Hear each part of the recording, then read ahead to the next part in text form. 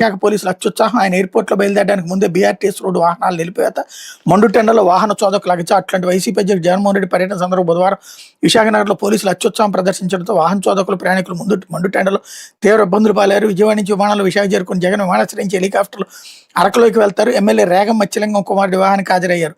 వధువులను ఆశ్రయించి తిరిగి హెలికాప్టర్ విమానాశ్రయానికి చేరుకున్నారు. అక్కడి నుంచి మధ్యాహ్నం 1:20 గంటలకి సమయంలో రోడ్డు మార్గంలో మరిపాలెంలో మాజీ ఎమ్మెల్యే వాసుపల్లి గణేష్ కుమార్ నివాసానికి వెళ్లారు. ఈ సమయంలో ఎన్ఐడి జంక్షన్ నుంచి మరిపాలెం వరకు బీఆర్టీఎస్ రోడ్డుపై వాహనాలు రాకపోకలను పోలీసులు నిలిపేశారు. జగన్ ఎయిర్పోర్ట్లో బయలుదేరక ముందే వాహనాలు ఆపేయడంతో వాహనాలు కిలోమీటర్ దూరం వరకు నిలిచిపోయి వాసుపల్లి నివాసానికి జగన్ చేరుకున్న తర్వాత ట్రాఫిక్ను వదిలినప్పటికీ తర్వాత 30 నిమిషాలకి జగన్ విమానాశ్రయానికి ప్రయాణం అవడంతో మరోసారి మరిపాలెం నుంచి ఎన్ఐడి బీఆర్టీఎస్ రోడ్లో ట్రాఫిక్ నిలిపేశారు. మాజీ సీఎం వస్తే గంటల తరబడి వాహనాలు ఆపేయడం ఏంటంటూ పోలీసులపై వాహన చోదకులు మండిపడ్డారు.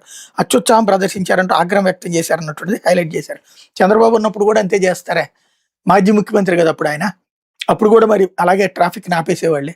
ఎంతసేపటికి జగన్ మీద ద్వేషంతో, అంటే ఇప్పుడు ఏంటి జగన్ని మామూలు ట్రాఫిక్లో వదిలేయాలా, ఆయన కోసం ఏ రిస్ట్రిక్షన్స్ పెట్టద్దు అనేది విచిత్రమైనటువంటి మానసిక జబ్బుతో అయితే వీళ్ళు నలిగిపోతున్నారు. ఇది దినపత్రికలో వచ్చిన వార్తలు.